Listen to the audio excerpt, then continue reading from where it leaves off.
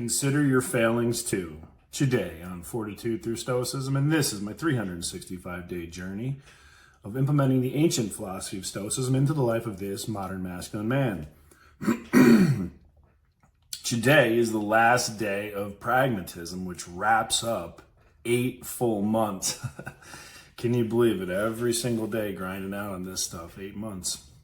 So here we go. The quote today by Roman Emperor Marcus Aurelius. Whenever you take offense at someone's wrongdoing, immediately turn to your own similar failings, such as seeing money as good or too much pleasure, or you got a little bit of fame, whatever form it takes. By taking this on, you'll quickly forget your anger, considering also what compels them. For what else could they do? Or, if you're able, remove their compulsion. Now, Ryan Holiday gives his whole spin here. And it's true, right? Here's a perfect example, like me in the airport. The clearest proof of this hypothesis is that at all times we did wrong without malice or intention. Remember then the time that you were rude because you didn't sleep in a couple days, or the time you had bad information, the time you got carried away, forgot, didn't understand. The list goes on and on. So I'm going to talk about failings, right? Because I don't love failings. To me, failure means I did something and I lost and I quit. Done. That's failure. Some of us learn the hard way. And what do I mean by that? Early on as a kid, people could tell me, hey, you should do it this way. Me? Fuck no. I gotta figure this shit out myself, so I'm gonna do it wrong 10 ways first. Now, people would look at those 10 ways as failure because it didn't achieve the objective. And I will tell you, this is one of the single greatest secrets of my success, because every single one of those missteps or knockdowns or, side ventures, if you will, roundabouts, every single one of them taught me something. Every single one of them built the resilience in me. Because, I got knocked down. And that's the difference. That's the difference in the world. You have people that are afraid to try because they're afraid to get knocked down. And then you have people who actually make a feeble attempt and they get knocked down and they stay down. And then they get out of the fight. That's failure. I don't know that. It's not, that gene is not programmed in me. It's not. I will keep getting up. I will keep getting up. I will keep getting up until my adversaries get tired of knocking me down. It's the only thing that I know how to do. And this is why I don't believe in failure. It's just not a thing for me. Michael Jordan, in my career, I've missed over 6,000 shots, when he goes on, or 9,000 shots, 26 times with the game on the line, I was trusted to take the game-winning shot and missed, right? And he said, I've failed over and over and over again in my life, and that is why I succeed.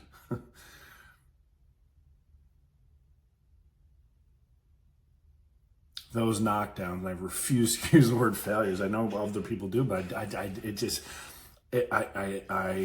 refuse. I draw the line. I draw the line because it's not failure. I cannot look at any part of my life as failure. Failure would have been one of the many suicide attempts that I attempted that had actually been successful. That would have been failure.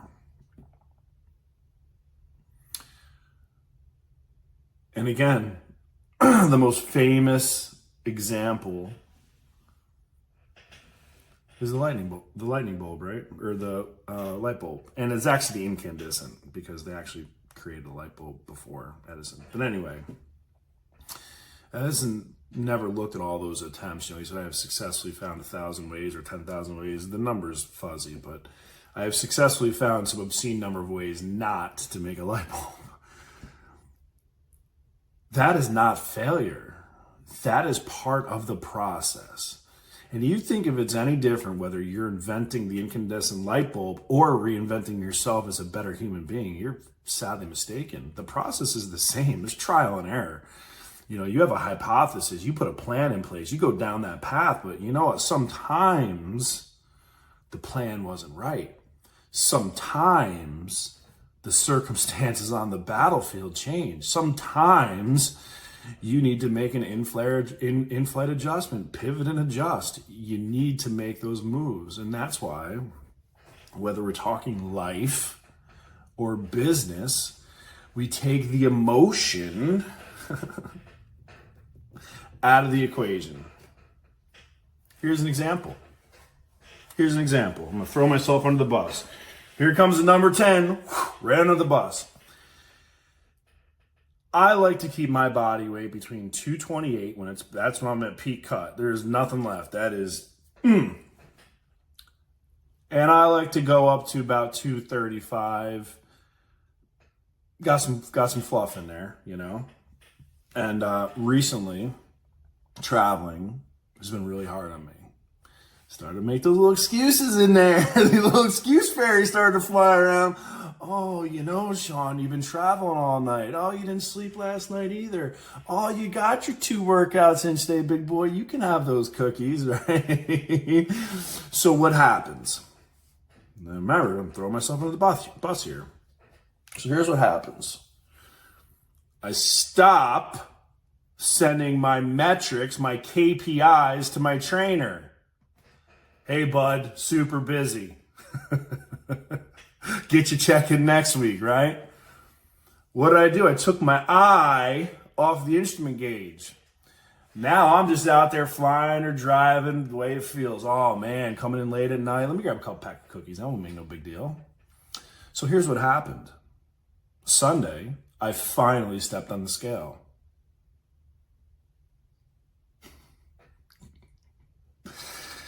The scale must have been delusional, but temporarily it said 245 pounds. And I said, oh, fuck no. Because that KPI is way outside the acceptable range, right? Key performance indicator, for those of you who don't know, KPI. I run my life like I run a business. So I wasn't prioritizing my sleep according to my 10 commandments. I wasn't prioritizing my wellness. So I started to make those excuses. But that's where the mindset, that's where the discipline, check yourself, motherfucker. No, get on the scale. Get your whoop back on so we can start prioritizing sleep, which I am, because the first 10 days I was on my whoop, I was in the yellow and red, which was a very bad recovery, right? Red feels like a hangover, like the flu, like you don't want to get the fuck out of bed. That was my life. Now, again, just because I'm watching the number of hours I sleep, the time that I sleep, right? Because I'm focusing on recovery, because now I'm paying attention to the goddamn gauges, I'm going in the right direction again. Little bit off of the failings part, but the lessons that I learned, right? The lessons that I learned throughout my life is that we can't trust this or this because emotions get involved. We start telling ourselves stories. The fucking idea fairy starts flying around with the excuse fairy, right? And then you start living in Denialville. We don't do that shit. The fuck no. And you know what? Listen, I call it a little walkabout. I went on a little walkabout for what? 4 weeks, probably? 4 weeks, maybe? 5, 6? Squishy. And I can make all kinds of excuses. I say, oh, I had a traumatic thing. My fucking last kid stopped talking to me. My best friend and I split because of some fucking girl. I could say all of those things, but that's just fucking noise. Those are stories we tell ourselves. It's all bullshit. It's all fucking bullshit. At the end of the day, it's you and you in the mirror. There's no one else. This is an individual fucking sport. And if you think it's not, you're retarded. Sorry, you are. Everything in life is a competition. We're competing, right? So why am I using Stoicism? Why? for exactly this. I considered I considered my lessons, and I can't say failures. I can't. Can't's not the right word. Won't. Better. I can do whatever the fuck I want to do. I won't use that word. Check yourself, because we hear the words we say, right? And I know I'm going on a little tangent. I know we're really late today, but this is a good one. This is important. You only fail when you quit. Point, right? And I know I went on and on and on different tangents on this, but this is one of the biggest things that holds people back, is the fear of the lesson, right? Or the embarrassment of the lesson. So here's also something I do. Because of my profile, I understand myself. So this is me manipulating myself, right? This is me using mind tricks on myself. I know that my profile on the color code is a red. I'm also a high D on the DIS profile. I know all my profiles. So I know that that type of person does not like to be embarrassed publicly. So whenever I have a really big goal, I put that shit out there publicly. I announce it. I fucking put a flag in the ground. I point at it. Why? Because I know myself. I know the lessons. And I know that I don't like that if I fail when I announce it publicly. So when I really, really, really want to do something, I'm going to put on a fucking billboard, right? Because that's me. And I've said this a long time. There are two types of people in this world. You know, you got the people who say, oh, don't tell anyone your plans, grind in the dark, you know, show them what you did after you did it. There are those people. And there's, again, Sun Tzu. I'm in it. I agree with it. And then there's another school of people in this world. What was it? 32 World Series. Babe Ruth, right? Center field. I'm putting that motherfucker right over that wall. Right there. What did he do? He put it right over the goddamn wall where he pointed. Now, I don't know about you, but if I'm looking at those two scenarios and I got one guy toiling in the dark, I have no idea what he's doing, how he did it, whatever, and all of a sudden, boom, he did this thing, right? Okay, congratulations. But then I see a guy who says, listen, motherfucker, we're in the World Series. And I'm going to put this ball over that fence, and there's nothing anybody's going to do to stop me. And then he does. And that's why he's Babe Ruth. That is why he is Babe Ruth.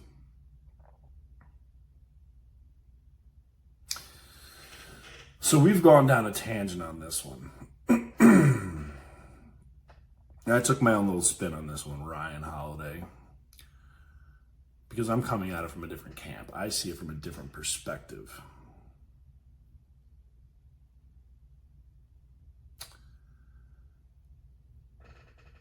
So to kind of get back into it, and I'm going to wrap this up. What they're talking about specifically here is the anger button, and you see somebody that does something that you didn't like. The first thing you should do is check yourself, right? Have I done that thing, and why did I do that thing? The answer is probably yeah. You probably knew, right? Like now, I see people in the airport being rude, crazy, because they're all fucked up by the travel. Yeah, that was me in the very beginning. Now I'm just like, oh, okay. All right? As long as we get there alive, it's all good, right? So, went a little long today, and I went a little off topic today, because this is a big one for me. It's a pragmatic approach. This is the end of the month. Next week, we're going into tomorrow, we're going to the discipline of will. Fortitude and resilience, the very reason why I named my company what I did. So on that will be tomorrow.